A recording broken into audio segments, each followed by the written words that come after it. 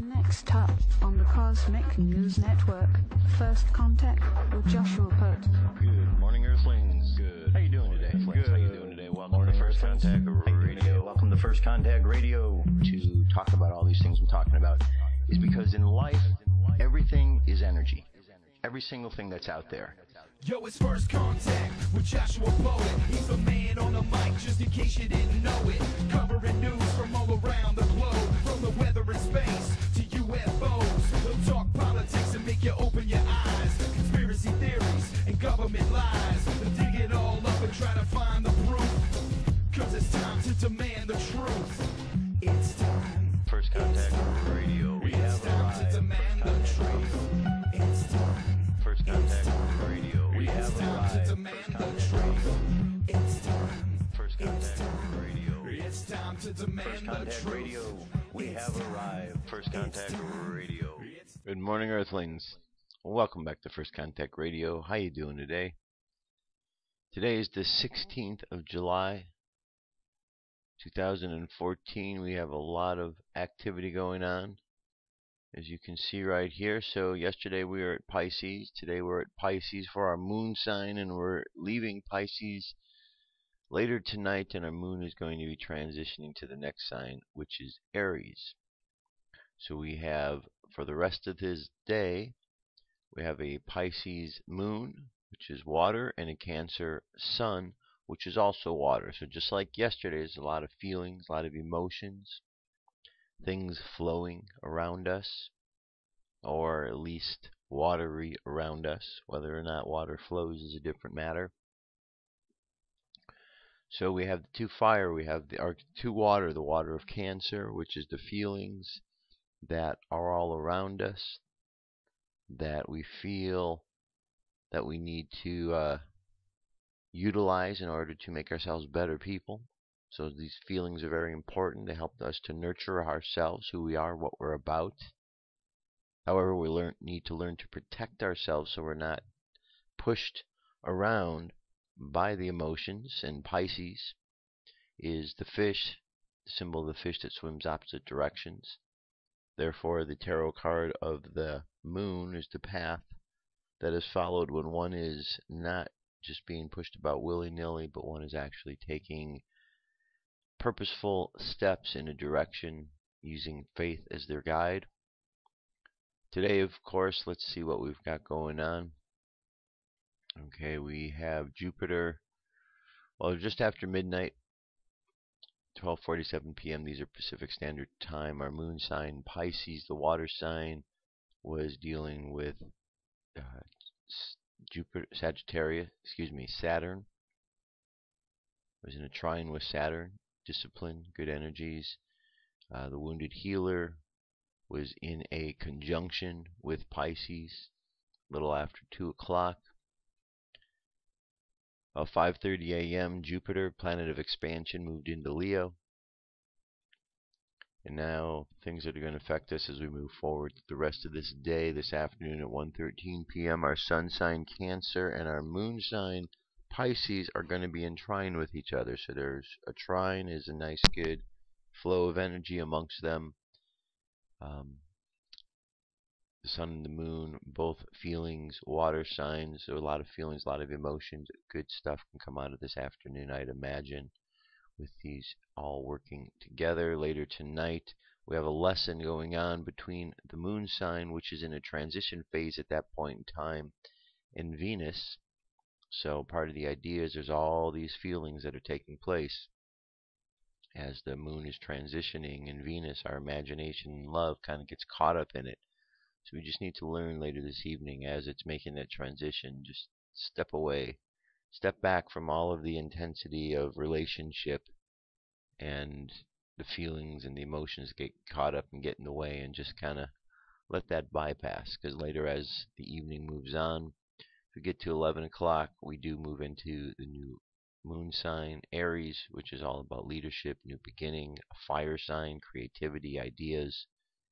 And about a half hour after that, the planet of expansion gets into the picture, and now all of those ideas of Aries are expanded outward. Okay, so today's a good idea, good day, making some really good transitions, getting ourselves, our mindset back into that leadership role, that expansion of ideas we had. We're getting out of the feeling phase. Okay. Numerology today is a 3-tone day, or a 3-day. Here's how we've arrived at the number 3. We've got a 7, 1, 16, and then the year 2017. So we've got 21. 2 and 1 is 3. Theosophic subtraction. So 3. 3 is a number of the Empress. 3 is a number of activation. 3 is a number of creativity. So we connect it with all the ideas that we know about the 3, and they all apply, which is the nice thing about the system of esoteric science, that in one system, like the Mayan Oracle, number 3 is activation, or it's the electric tone. If we looked at the tarot, we have the Empress, number 3, which is giving birth to creativity and the idea. So giving birth is a process of activation, providing service. If we look throughout any of the systems, we can correlate all of the different similar numbers, mean the same thing, and so on. And this is all because we can go back and we think of the Kybalion and the law of correspondence, how everything corresponds with each other. So because of that, it makes sense that everything does connect in. Okay, from our numerology, let's go look at placement of things today. Cancer right here. Moon sign going out of this moon, the sun sign. Moon sign is down here at Pisces. And we could see we're kind of come out of Pisces. We're going to come to the new one, Aries, right up here. And Empress right up here, number 3, a numerology for today. Today I'm going to look at the Emperor. I'm going to look at the Emperor here, as this is the moon sign we're moving into. The Emperor represents Aries. The fundamental meaning of the 4th key is reason. The key is called the Emperor, and the Emperor is the one who oversees and controls. This is the basic function of reason, for by it we supervise and control our daily activities. Vision is also attributed to this card and has a close connection with the faculty of reason. When we consider reason as insight or mental vision, physical sight is also meant here, and the orange background is symbolic of the sun, sources of light by means of which we're able to see. The mountain represents the fiery activity of Mars and Aries, which is attributed to this key. Aries is also symbolized by the ram's heads on the shoulder and the throne, and Mars by the steel armor with which the Emperor is clad. The 12 points that ornament the helmet are also astrological. The globe is a conventional symbol of dominion. The globe and the cross, like the circle and the taw and the scepter, symbolize the masculine and feminine potencies of the radiant mental energy or life force. The purple flap over his armor hint at rulership, since purple is the color of royalty. And then Hebrew letter He, significance window. And of course, one of the meanings of this card, he who sets in order. He being the conscious mind. The conscious mind sets in order. Okay, our moon phase is 76% of the way full, making its way back down to a new moon. In the sky, if you have a dark enough sky, the Milky Way now forms a magnificent arch high across the whole eastern sky after nightfall is complete. It runs all the way from below Cassiopeia in the north-northeast, up and across Cygnus and the Summer Triangle in the east, and down past the spout of Sagittarius teapot in the south. The Mayan Oracle, we're at a 12-tone day, and the wave spell of the star, so the theme of beauty and elegance. Today we're at that point of collaboration with all of the energies, getting ready to make the jump into the next phase.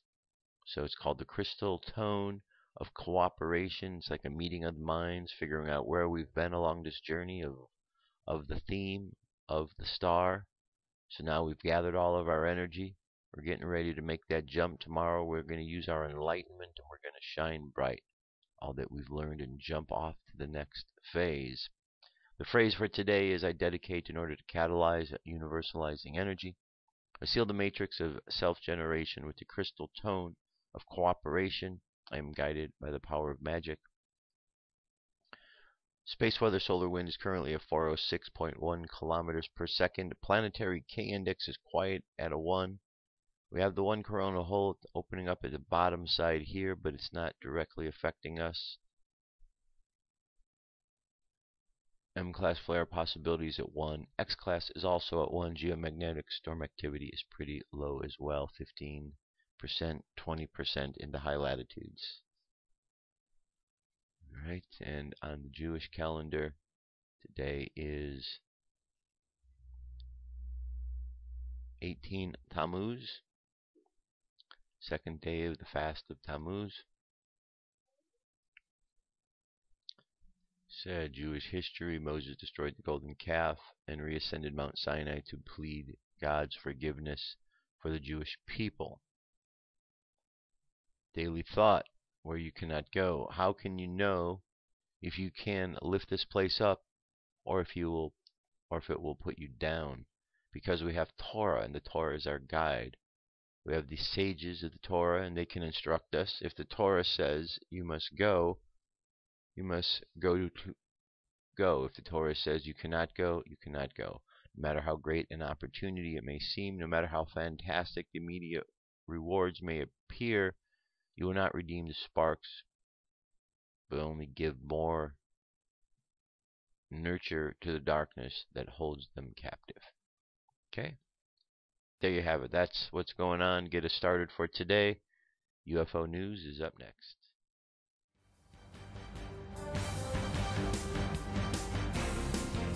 This is the UFO News with Joshua Poet. Alright, Dirk. Thank you very much.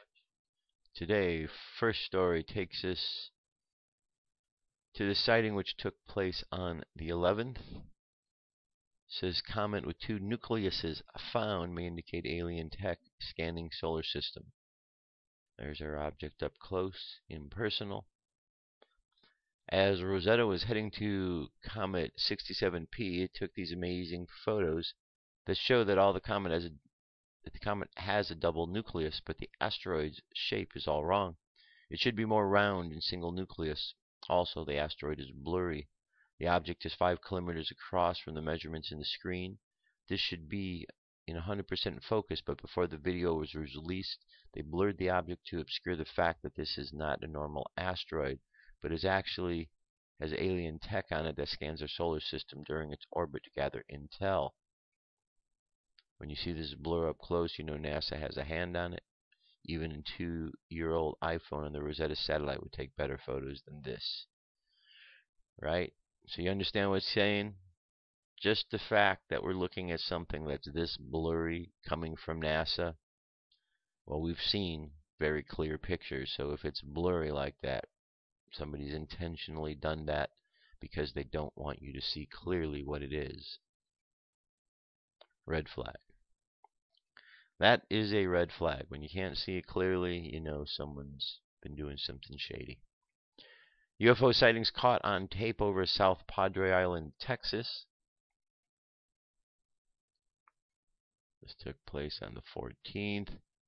The witness reports spotted 2 UFOs over the Gulf of Mexico last night. Sighting lasted over 20 minutes, then the lights just vanished. I have a video of this, but can't seem to upload it here. Alright, 4-minute video. I think that's a UFO. Here's our object in question. There's 3 lights, dude. Alright, looks like there you go. That looks like a good shot right there. Small lights. Okay, and Anyway, guys, it's UFO. you can see it's almost triangular like, huh? Definitely got the 3 that seem to be moving in unison as one object. Okay, that's over Padre Island. Let's move on from here. This is a crop circle from Netherlands in the UK. This one is 2 interesting ones. This came on July 8th. And looks like it's a number 8, an 8 on the 8. Okay, we know that is a sign of infinity, which is taking place. So what are these other circles right here? Does it represent our sun? Does it represent the earth? Infinity is taking place in some degree or another. And here's one here which looks like a gear. This was just the other day. Let's get a look at it from another shot here. Alright, so if we were to start right here, what do we got? We got 1, 2, 3, 4, 5, 6, 7, 8, 9, 10, 11, 12, 13, 14, 15, 16, 17, 18, 19 of these. And then the spaces in between 1, 2, 3, 4, 5, 6, 7, 8, 9, 10, 11, 12, 13, 14, 15, 16, 17, 18, 19, 20. So we have 20 and 19. 19 of these wider and the spaces in between 20. Altogether 39. We've got our 3 circles. So is this something orbiting our planet? I don't know what this represents. If you have any ideas, let me know. Okay, let's move on from there to the supermoon. And here we have another video from Texas and the supermoon UFOs. We saw one yesterday. Here's some more. While observers look to the sky to catch the supermoon's gleam, Saturday, a mysterious fireball caught the attention of many from Texas to Florida. At around 9 p.m., a flying object split the sky, and then the 2 pieces faded away from each other. The American media received 95 reports. Let's look at it again. No, dude, that's a meteor. Okay. Meteor, check it out. Alright, so whatever that was, UFO or a meteor splitting apart. Check it out, see what you think. Here we have a 10,000-year-old rock painting. Depicts aliens and UFOs found in Chhattisgarh, India. Chhattisgarh State Department of Archaeology and Culture plans to seek help from I.S.R.O. for research on 10,000-year-old rock paintings depicting aliens and UFOs in Charma region in Kanker district in tribal Bastar region. Located about 130 kilometers from Raipur, the caves come under village Chandali and Gatala. Okay, so there we go. There are several beliefs among the locals in these villages. While few worship the paintings, others narrate stories that have been heard from ancestors about A.R.E people, small-sized ones who used the land from sky in a round-shaped flying object to take away 1 or 2 persons of the village who never returned. Paintings are done in natural colors that have hardly faded despite the years. The strangely caved figures are holding weapon-like objects but do not have clear features. Specifically, the nose and the mouth are missing. In a few pictures, they even shown wearing space suits. Okay, 10,000 years old. So, you know, not too long ago, I believe last week, I told you there was a article out stating that 40% of Americans believe that the Earth is only 6,000 years old. Well, how are they going to explain the rock paintings, which are 10,000? Very weird. Very weird indeed. New technologies for UFO hunters. Pedro Avila is one of the first Skywatchers to use these technologies, and he showed the Terzo Manello how efficient it is. He recorded the sky with 2 cameras, an infrared and a normal camera, and then he recorded an object that was invisible to the normal camera. Here we have Jaime Maussan explaining the situation here. It's a 4-minute, 9-second video. Okay. And here he is, comparison of the 2 different cameras. Okay, nothing here, but something definitely right there. Alright, so I'm leaving the video for you so you can check it out. FirstContactRadio.com. That is our UFO news for today. Stay tuned. I'll be right back. Come into our circle, Great Spirit. Fill our souls with peace.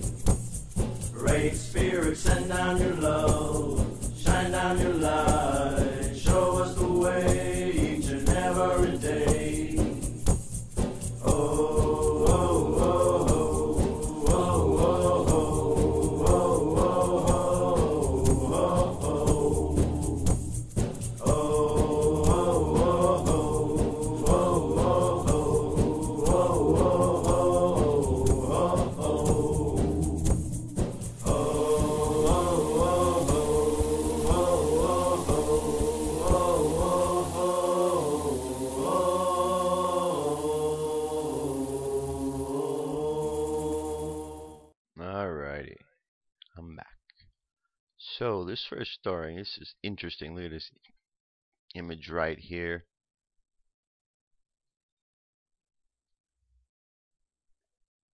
Title is Electrifying Giant Futuristic Tesla Tower in Abandoned Woods Near Moscow. Those are pretty cool looking. No, it's not an alien colony, a time machine, or even a Russian version of the American ionospheric HARP program.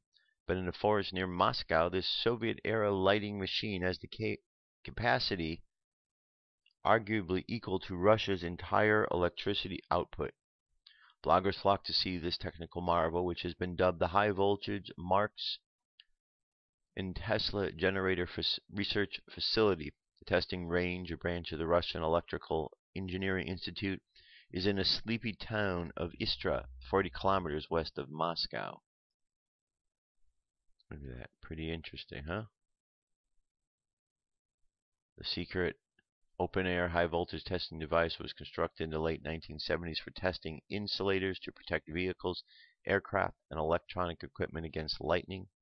The facility is absolutely unique. Nothing like it exists anywhere in the world, primarily because of its outstanding charge capacity. At its peak operating capacity, the giant Mars generator, when lightning is discharged onto an isolated platform, has power equal to all the power generation facilities in Russia, including thermoelectric, hydroelectric, nuclear, solar, and wind power stations combined, but only for about 100 microseconds. Okay. The Marx generator was named after German electrical engineer Erwin Otto Marx, who described back in 1924 in Russia it's known as Akadyev Marx generator, as Russian physicist Vladimir Akadyev and his co-workers, renowned scientist, film director Nikolai Bakin, constructed a so-called lightning machine 10 years earlier in 1914. The Astrology machine, unparalleled in its discharge capacity, consists of 3 megawatt capacity transformer, cascade, a 9 megawatt pulsed voltage generator measuring 39.3 meters high, capable of creating 150 meter artificial lightning, believed to be the largest in the world, and a 2.25 megawatt constant voltage unit. The test bench discharge of lightning of a desired capacity on a special heavily isolated platform on which the device or material being is placed. The platform is full of sensors showing exactly how the electric charge affected the tested object. Okay, pretty cool, very interesting. So lots of good pics here and more to the story, but I'm going to leave that for you. FirstContactRadio.com is where you can hear the rest of that story. Now, have you heard this one about the crater that opened up? That's right, this giant hole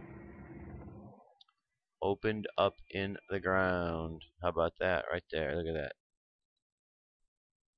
The striking puncture in the earth is believed to be up to 80 meters wide, but its depth is not estimated yet. A scientific team has been sent to investigate the hole and is due to arrive on the scene sometime today. The cause of its sudden appearance in Yamal, its name means the end of the world, is the far north of Siberia, is not yet known. The one scientific claim is that global warming may be to blame. Yeah. There is no absolutely speculation that it could be caused by a space object, perhaps a meteorite striking Earth, or that of a sinkhole causing a collapsing rock beneath the hole, caused by as yet unknown factors. Okay, so very interesting right there, and of course some person who took a shortcut to thinking just jumped on the old global warming thing right off the bat. I don't think people understand what this global warming is all about. They're very confused by it, because people say, well, obviously we go outside, it's getting warmer, so there's something to this global warming. Or others say, no, these things aren't happening the way Al Gore said, so there's a lie. Global warming's a hoax.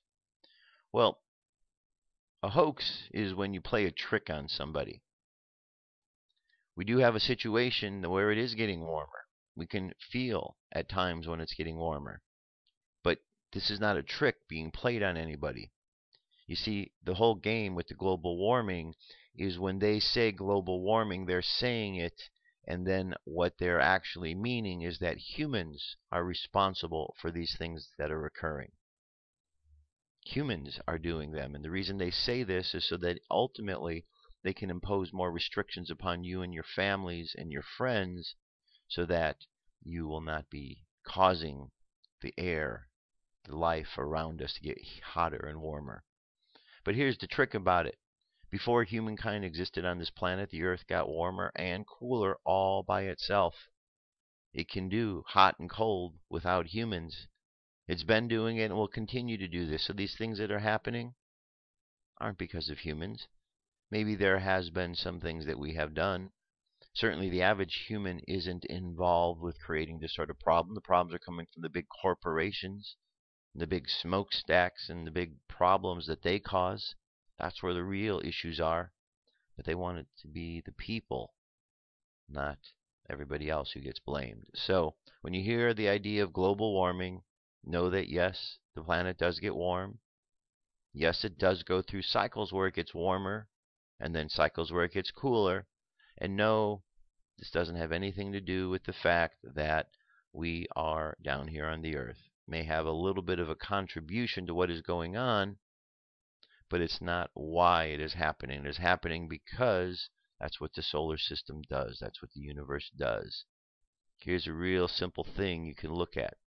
Sun goes up, sun shines, it gets warm. Sun goes down, it gets dark, and it gets cold or cool.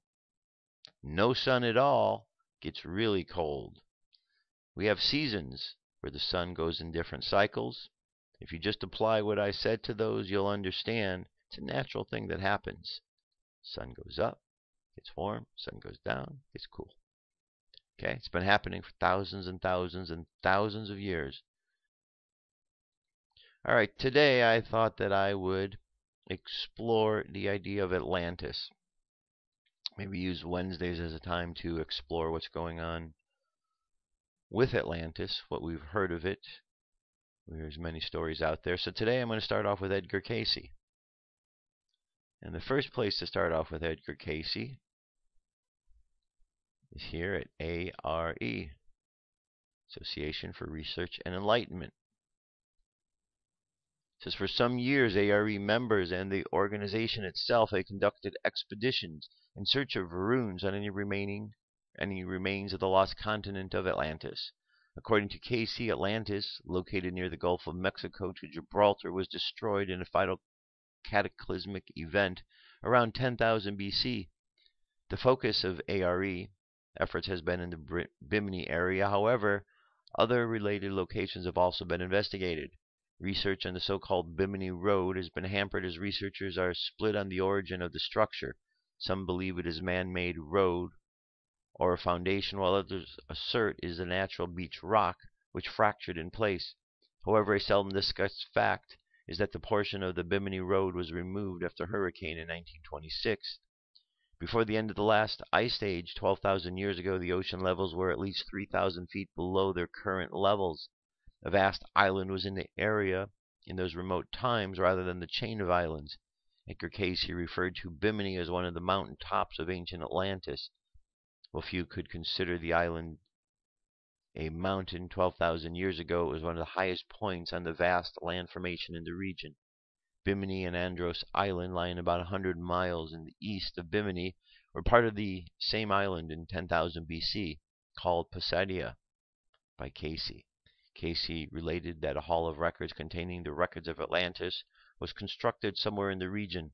The hall of records was a temple which sank in 10,000 BC and, according to Cayce, covered by the slime of ages. The record hall is identical to the one in Sphinx in Egypt under the Sphinx. Archaeologists have countered that the remains of the civilization in the region only go back 7,000 years or perhaps even less. They have asserted that if a major civilization existed in the area, some of its remains would be found in the current land. The assertion has a fundamental flaw. Ancient maritime civilizations typically built their cities and ports on the ocean shores. As related in prior issues in Ancient Mysteries, archaeologists working in South America, the Pacific coast of North America, India, and elsewhere in the world have been discovering the remains of underwater ruins. These ancient maritime civilizations built their cities and ports on coastlines, all of which have been covered by the rising oceans. Given the recent changes in North and South American archaeology, taking the history of habitation in the Americas to 50,000 years ago, it seems likely that ruins would lie in the shallow waters around Bimini. Okay, so there's more to this. I'm going to move on to some more articles and information I have.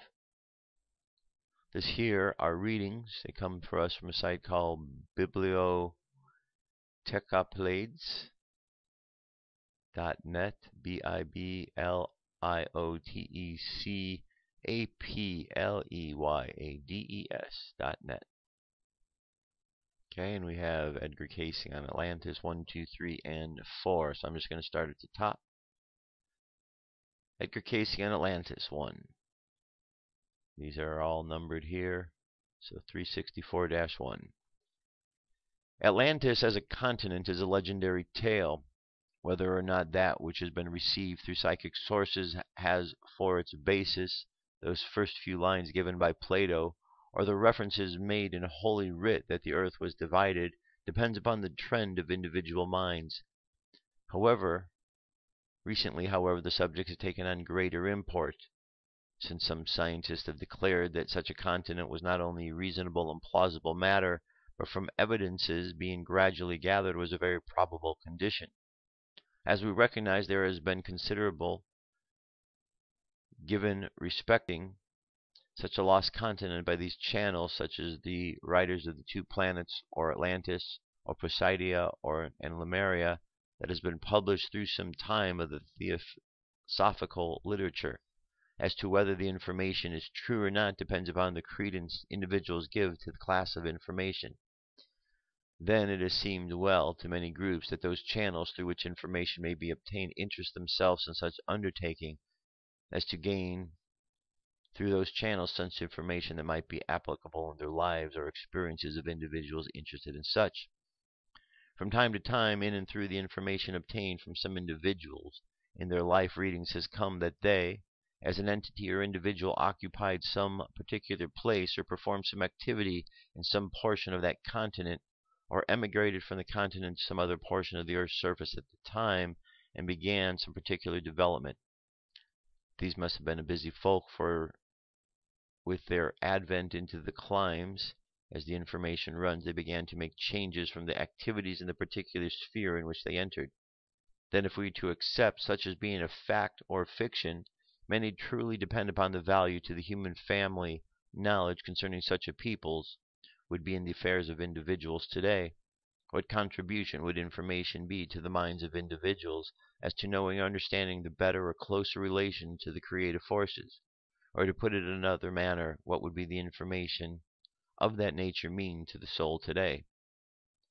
Be it true that there is the fact of reincarnation, and that souls were once occupied such an environment as entering the earth's sphere and inhabiting individuals in the present, is it any wonder that, if they made such alterations in the affairs of the earth in their day as to bring destruction upon themselves, if they are entering now, that we might make many changes in the affairs of people and individuals in the present, and then being born into this world? If so, what were their environs? And will those environs mean in a material world today? Alright, this next one here. Edgar Cayce, yes, we have the subject and those conditions. As has been said, much data has been received from time to time through psychic forces as respecting conditions in or through the period of ages of the continent's existence. That the continent existed is being proven as fact. Then, what took place during the period of periods when it was being broken up? What became of the inhabitants? What was the character of their civilization? And are there any evidence of those or any portion of the inhabitants' escape? The position of the continent and the like must be of interest to the peoples in the present day, if either by inference that the individuals are being born into earth plane to develop in the present, or are people being guided in their spiritual interpretation of individuals' lives or developments by the spirits of those who inhabited such a continent.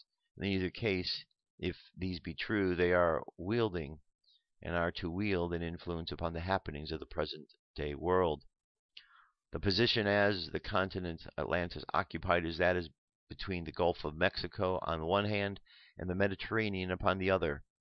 Evidences of this lost civilization are to be found in the Pyrenees and Morocco on the one hand, British Honduras, Yucatan in America on the other.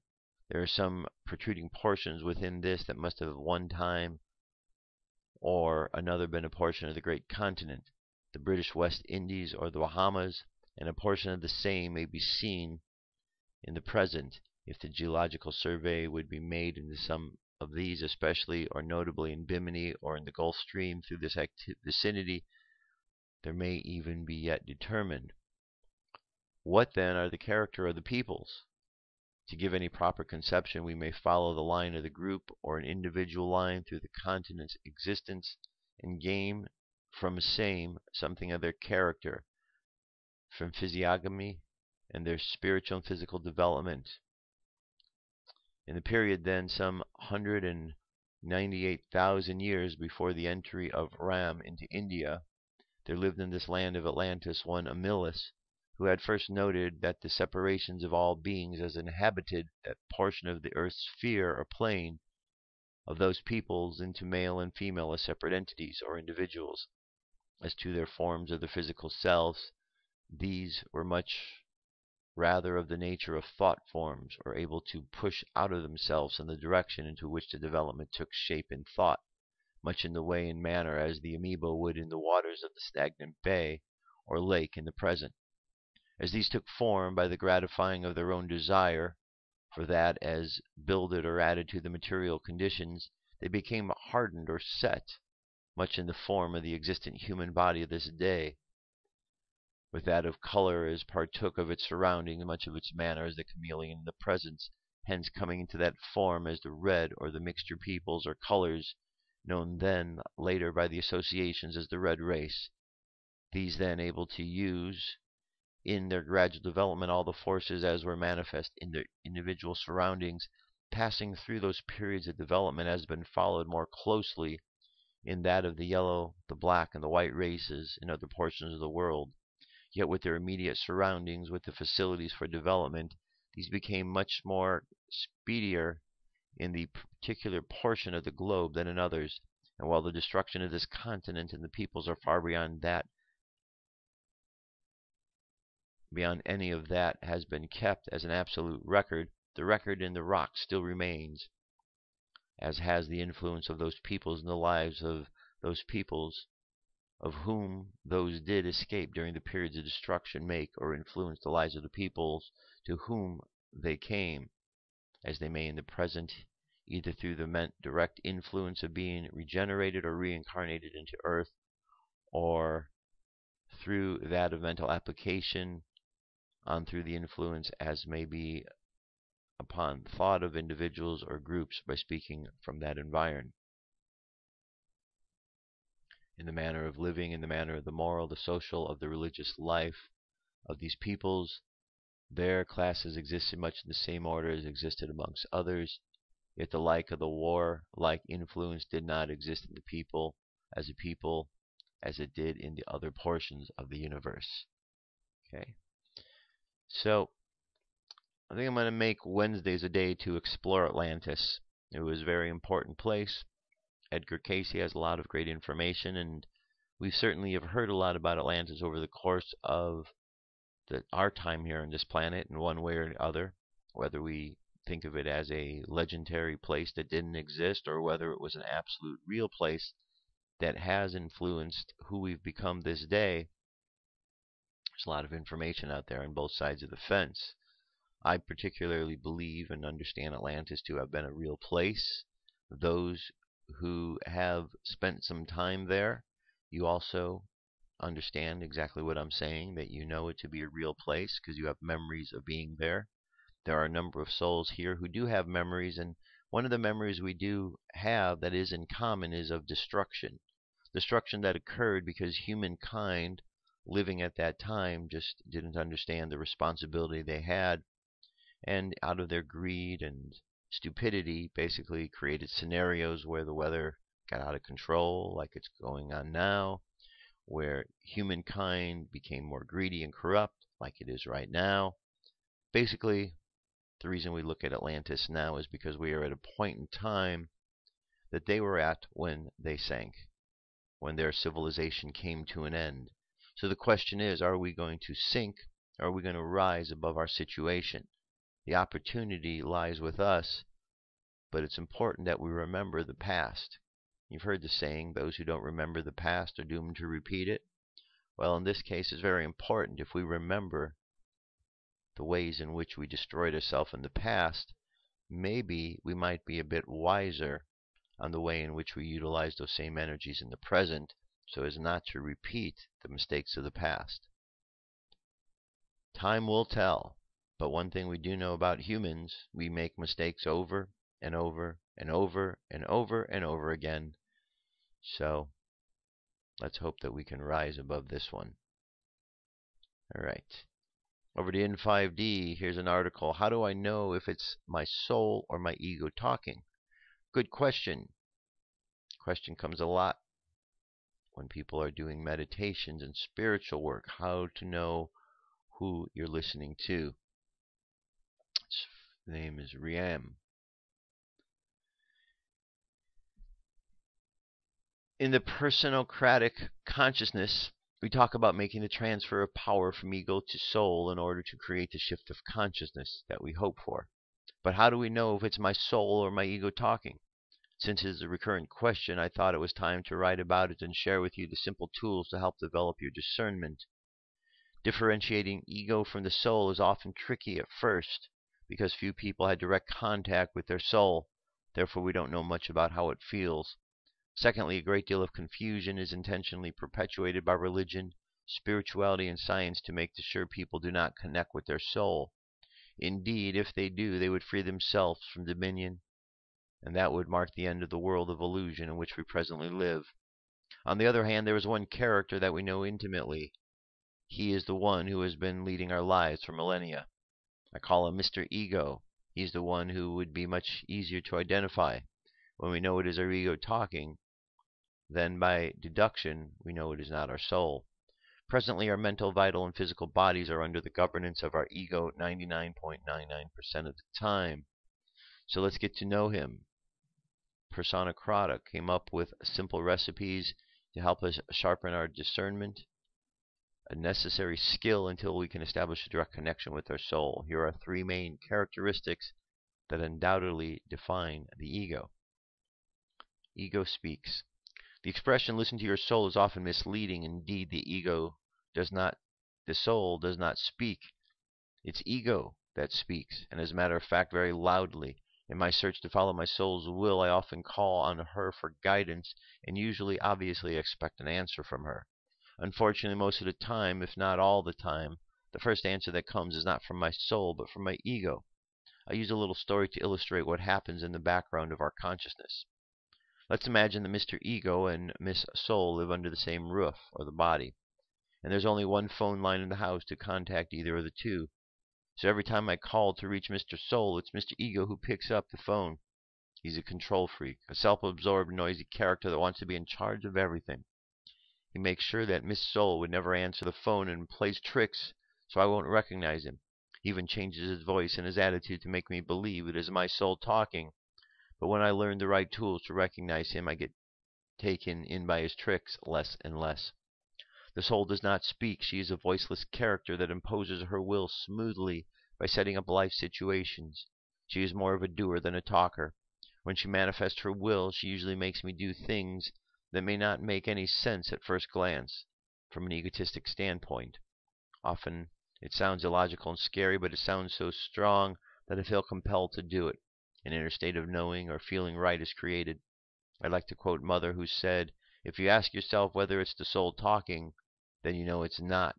This may clarify if in doubt." The ego always wants something or doesn't want something. Here is the one who makes me say, I want more money, I don't want to be sick, I don't want to live alone, I want to find a companion, I need to be recognized, and on and on. By wanting or needing things, the ego is always attached to a result that is tangible. On the other hand, the soul does not want anything. She has no expectations, and she is not attached to any outcome. The soul is only interested in the experience, the process. All she is interested in is the emancipation of my being and the evolution of my consciousness towards who I really am. Any life situation I may encounter is regarded as beneficial for that purpose. Indeed, for the soul, there are no positive or negative life experiences that are all working for the classic Edesic supermental realization. And fast. Ego wants fast. So each time I feel rushed to do something or to make a decision, I know it's my ego's impulse. Indeed, ego lives in the mortal reality where he believes that his time is limited. He's the only one who wants me to do as many things as possible in a short period of time. He's the one who's afraid of missing an opportunity, and the one who does not want to waste time in things that do not fulfill his immediate needs and whims. whereas the soul lives in the infinite present moment and is immortal. So each time I feel rushed to do or to decide something, I must stop right away and give myself time to think it over. Concretely, I must shut down my ego's big mouth, which obstructs my clarity and prevents me from perceiving my soul's inclination. Only when my ego is silenced and put on the back seat of the car can my soul take the wheel. In other words, take the governance of my life and lead me in the direction that will further her fusion with my body. Not giving away to the ego and surrendering to the soul is essential for the realization of the eidesic supramental being. Here is a quote from Mother who explains the process. Those who wish to help the light of truth to prevail over the forces of darkness and falsehood can do so by carefully observing the initiating impulses of their movement and actions, and discerning between those that come from the truth and those that come from falsehood, in order to obey the first and refuse or reject the others. The power of discernment is one of the first efforts of the advent of truth's light in the Earth's atmosphere. Mother's Agenda, 1965. Now that you have a simple tool, you can start practicing your discernment in order to transfer the power of governance from the ego to the soul. The less I let my ego lead my life, the more my soul takes over, and the more we practice, the faster we get out of this appalling, fear-based animal humanity that creates hell on earth. For the sake of the story, I perfectly represented ego as the masculine and the soul as the feminine. Alright, there you go. Good article. As there always are over at In5D. And let's get to our message for today. Today comes to us from Saul. Here we go. Let's check it out.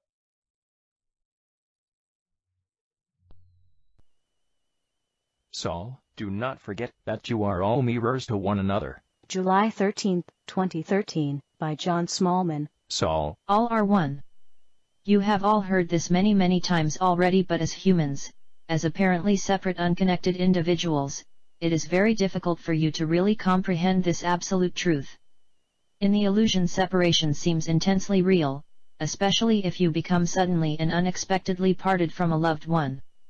Individuality is an intensely felt sensation when you dwell on it, and apart from moments when you are physically embracing someone you dearly love, you are very glad to be an individual, totally separate from those seemingly weird strangers among whom you wander as you go about your daily chores. Most of you would most definitely not want to actually be one with anybody else, even your most dearly beloved, because you value your own personal experiences so highly and fear that they would be gone if you lost your individuality. Plus, of course, you would not wish to undergo any of the unpleasantness, pain, or suffering that the other experienced. But in oneness there is only joy. Suffering and pain are of the illusion, and when it dissolves they will be gone, permanently.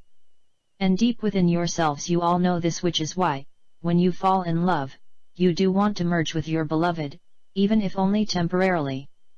You have faint memories of oneness, of the joy and ecstasy of that state, and it is for that you are looking when you are seeking out another to love and be loved by, or when you choose a celibate spiritual path seeking God directly, or even when you elect to follow a combination of the two.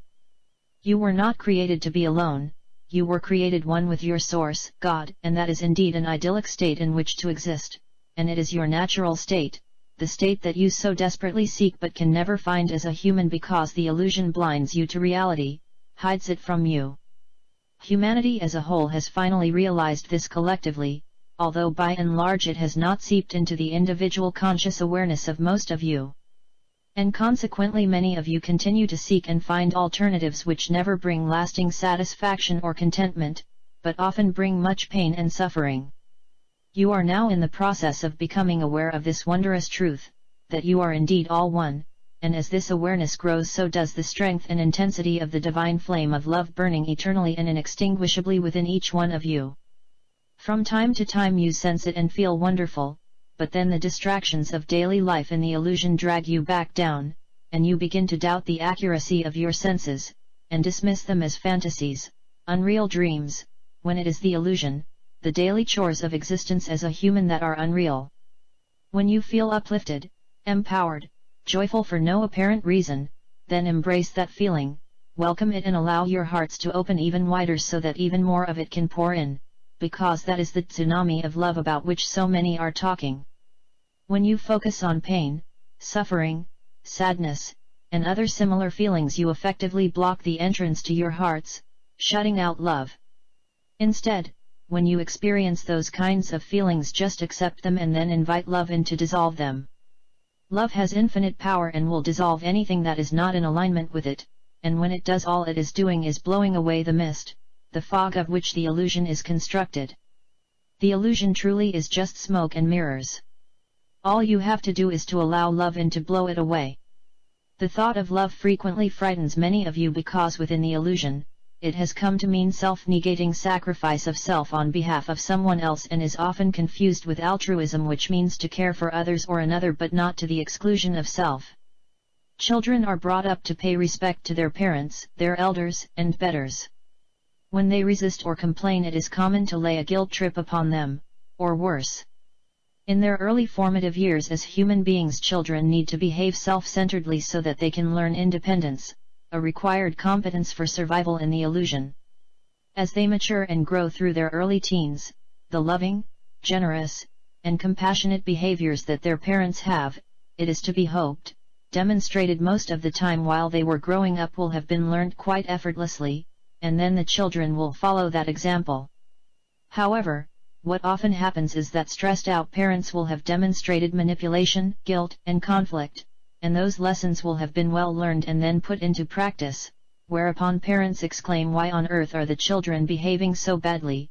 They're impossible, and after all that we have done for them, how could they be so ungrateful?"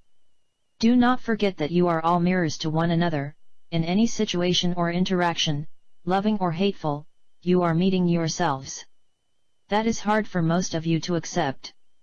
Forgive yourselves, forgive others, and allow love to take its rightful place in your hearts, where it will dissolve all that is unloving and shine forth brilliantly, offering itself, as you truly desire, to all with whom you interact in any way at all, no matter how briefly. Once again, it is important for me to stress to you the vital importance of taking time out daily, alone, and safe from interruption, so that you can access your intuition, which is always calling to you gently, offering guidance and comfort. It is the voice of your true self, the Holy Spirit, or your favorite saint or angel, in fact anyone in the spiritual realms with whom you commune regularly. You may even have no conscious idea of someone in the spiritual realms answering your calls for assistance. You may not even be aware that you make such calls or calling to you or responding to you. Nevertheless, when you receive an inspired insight, or when something important comes to mind that you had forgotten and could not afford to forget, that is guidance from your friends and loved ones in the spiritual realms. Remember to thank them. But you can only access that intuition, that loving guidance, when you temporarily quiet your chattering minds. Hence the need to take time out at least once every single day. And when you do, you receive unlimited encouragement and assistance. All that you have to do is accept it, and enjoy the sense of peace that it brings you. With so very much love, Saul. Alright, very nice message from Saul. Brings us to our meditation for today, so go ahead and close your eyes. Take a deep breath. And exhale. Take another deep breath. And exhale again. And another deep breath, and breathe in and out slowly. And as you do, listen to the words of this affirmation. The glory of the divine speaks itself into expression as me. Only the thoughts of God have a place in my awareness. The high vibration of willingness dissolves all resistance. I am available for the plenitude of the universe to shine through me. My actions reveal beauty, order, patience, and balance. Gratefully, I embrace the spirit within me, and I express it freely and fully. So be it. So feel this energy flow through your body. Feel the love flowing around you, through you.